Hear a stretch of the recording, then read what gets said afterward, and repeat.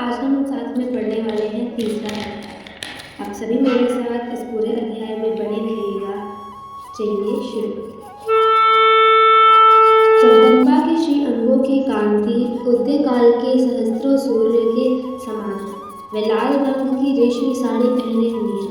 उनके गले में मुंडमाला शोभा पा रही है। दोनों स्तनों पर रक्त चंदन का लेप लगा है। वे अपने कर कमलों में जपमालिका विधा और अभय तथा वर नामक मुद्राएं धारण किए हुए। तीन नेत्रों से सुशोभित मुखार विंद की बड़ी शोभा हो रही है। उनके मस्तक पर चंद्रमा के साथ ही रत्न में मुकुट बंधा है तथा वह कमल के आसन पर विराजमान है। ऐसी देवी को मैं भक्तिपूर्वक प्रणाम करता हूँ। ऋषि कहते हैं, दैत्य की सेना को इस प्रकार तहस नहस होते देख महादैत्य सेनापति चिशुर क्रोध में भरकर अंबिका देवी से युद्ध करने के लिए आगे बढ़े। वह असुर रणभूमि में देवी के ऊपर इस प्रकार बाणों की वर्षा करने लगा जैसे बादल मेरुगिरी के शिखर पर पानी की धार बरसा रहा। तब देवी ने अपने बाणों से उसके बाण समूह के अनायास की काटकर उसके घोड़े और सारथी को भी मार डाला।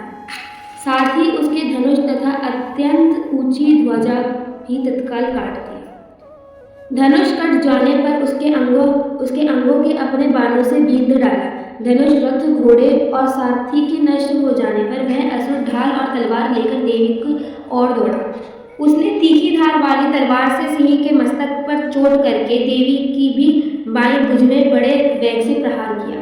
राजन, देवी के उस राक्षस ने शूल हाथ में लिया और उसे उस महादैत्य ने भगवती भद्रकाली के ऊपर चलाया। वह शूल आकाश से गिरते हुए सूर्यमंडल की भांति अपने तेज से प्रज्वलित हो उठा। उस शूल को अपनी ओर आते देख देवी ने भी शूल का प्रहार किया। उससे राक्षस के शूल के सैकड़ों टुकड़े हो गए। साथ ही महादैत्य चिशुर की भी उजियां उड़ गई। वह प्राणों से हाथ धो बैठे। महिषासुर के सेनापति उस महापराक्रमी चिरक्षु के मारे जाने पर देवताओं की पीड़ा देने वाले चामर हाथी पर चढ़कर आए। उसने भी देवी के ऊपर शक्ति का प्रहार किया, किंतु जगदम्बा ने उसे अपने हुंकार से ही आहत एवं शक्ति का प्रहार किया। किंतु जगदम्बा ने उसी अपने हुंकार से आहत एवं निष्प्रभ करके तत्काल पृथ्वी पर गिरा दिया। शक्ति टूटकर गिरी हुई देवी चामर को बड़ा क्रोध हुआ। अब उसने शूल चलाया, किंतु देवी ने उसे भी अपने बाणों द्वारा काट डाला। इतने में ही देवी का सिंह उछलकर हाथी के मस्तक पर चढ़ बैठा और उस दैत्य के साथ खूब जोर लगाकर भायुद्ध करने लगा। वे दोनों लड़ते लड़ते हाथी से पृथ्वी पर आ गए, पर अत्यंत क्रोध में भरकर एक दूसरे पर बड़े भयंकर प्रहार करते हुए लड़ने लगे। तदंतर सिंह बड़े वेग से आकाश की ओर उछलता और उधर से गिरते समय उसने पंजों की मार से चामर का सिर उधड़ से अलग कर दिया। उसी प्रकार उदग्र भी शीला और वृक्ष आदि की मार खाकर रणभूमि में देवी के हाथ से मारा गया तथा कराल भी दांतों, मुक्का और थप्पड़ों की चोट से धराशायी हो गया। क्रोध में भरी हुई देवी ने गदा की चोट से उद्धत का कचुम्बर निकाल डाला। भिंदीपाल से वाशलों तथा बाणों से ताम्र और अंधक को मौत के घाट उतार दिया। तीन नेत्रों वाली परमेश्वरी ने त्रिशूल से उग्रासुर उग्रवीर्य तथा महाहानु नामक दैत्य को मार डाला। तलवार की चोट से बिडाल के मस्तकों के धड़ से काट गिराया। दुधर और दुर्मुख इन दानवों को भी अपने बाणों से यमलोक भेज दिया। इस प्रकार अपनी सेना का संहार होते हुए देख महिषासुर ने भैंसे का रूप धारण करके देवी के गणों को त्रास देना आरंभ किया। किन्हीं को थूथूने से मारकर, किन्हीं को ऊपर खुरों का प्रहार करके, किन्हीं को पूंछों से चोट पहुंचाकर, कुछ को सींगों से विदीर्ण करके, कुछ गणों को वेग से, किन्हीं का सिंहनाद से, कुछ को चक्कर देकर और कितनों को निश्वास वायु के झोंके से धराशायी कर दिया। इस प्रकार गणों की सेना को गिराकर वह असुर महादेवी के सिंह के मारने के लिए झपटा।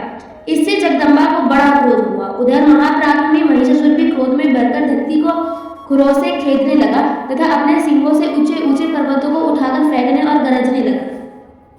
उसके वेग से चक्कर देने के कारण पृथ्वी क्षुब्ध होकर फटने लगी। उसकी पूंछ से टकराकर समुद्र सब ओर से धरती को डूबने लगा। हिलते हुए सिंह सिंहों के आघात से विदीर्ण होकर बादलों के टुकड़े टुकड़े हो गए।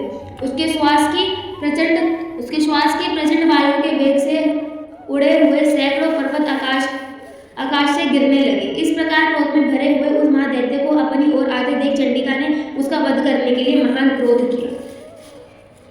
उन्होंने पाश फेंककर उस महान असुर को बांध लिया। उस महासंग्राम में बांध जाने पर उसने भैंसी का रूप त्याग दिया और तत्काल सिंह के रूप में वह प्रकट हो गया। उस अवस्था में जगदम्बा ज्यों ही उसका मस्तक काटने के लिए उद्यत हुई, त्यों ही वह खड्गधारी पुरुष के रूप में दिखाई देने लगा। तब देवी ने तुरंत ही बाणों की वर्षा करके ढाल और तलवारों के साथ उस पुरुष को भी बींध डाला। इतने में ही वह महान गजरा के रूप में प्राणित हो गया तथा अपनी सूंड से देवी के विशाल सिंह को खींचने और गरजने लगा। खींचते समय देवी ने तलवार से उसकी सूंड काट डाली। तब उस महादैत्य ने पुनः भैंसे के शरीर धारण कर लिया और पहले की ही भांति चराचर प्राणियों सहित तीनों लोगों को व्याकुल करने लगा। तब क्रोध में भरी हुई जगदम्बा चंडिका बारंबार उत्तम मधु का पान करने और लाल आंखें करके हंसने लगी।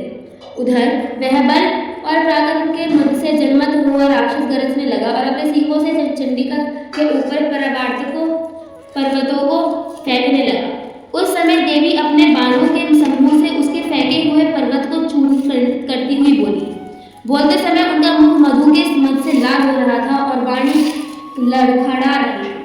देवी ने कहा, ओ मूढ़, मैं जब तक मधु पीती हूँ तब तक तू क्षण भर के लिए खूब गरज ले। मेरे हाथ से यही तेरी मृत्यु हो जाने पर अब शीघ्र ही देवता भी गर्जना करेंगे। ऋषि कहते हैं। यह कहकर देवी उछलती हुई और उस महादैत्य के ऊपर चढ़ गई। फिर अपने पैर से उसे दबाकर उन्होंने शूल से उसके कंठ में आघात किया। उनके पैर से दबा होने पर भी महिषासुर अपने मुख से दूसरे रूप में बाहर होने लगा। अभी आधे शरीर से ही वह बाहर निकलने पाया था कि देवी ने अपने प्रभाव से उसे रोक दिया। आधा निकला होने पर भी वह महादैत्य देवी से युद्ध करने लगा। अब देवी ने बहुत बड़ी तलवार से उसका मस्तक काट गिराया। फिर तो हाहाकार करती हुई दैत्यों की सारी सेना भाग गई तथा संपूर्ण देवता अत्यंत प्रसन्न हो गए।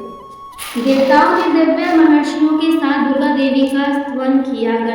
गंधर्वराज गाने लगे तथा अप्सरा नृत्य करने लगी। इस प्रकार श्री मार्कंडेय पुराण सार्वजनिके मंत्री की कथा के अंतर्गत देवी महात्म्य में महिषासुर वध नामक तीसरा अध्याय पूरा हुआ। बोलो अम्बे मात की जय। तो दोस्तों, इसी के साथ हमारा तीसरा अध्याय भी पूरा हुआ। मैं आशा करती हूँ आप मेरे साथ एंड तक बने रहे होंगे। आपको मेरा अध्याय पढ़ना और मेरे साथ यहाँ तक बने रहना अच्छा लगा होगा। अगर आपको अच्छा लगा हो तो मेरे चैनल को प्लीज़ लाइक शेयर सब्सक्राइब कीजिएगा, वीडियो पर कमेंट कीजिएगा, वीडियो में लिखिएगा जय माता दी। बोलो अम्बे मात की जय। अगर आपको हमारी वीडियो अच्छी लगी हो तो लाइक और सब्सक्राइब करना, भक्ति फैमिली को फॉलो करें।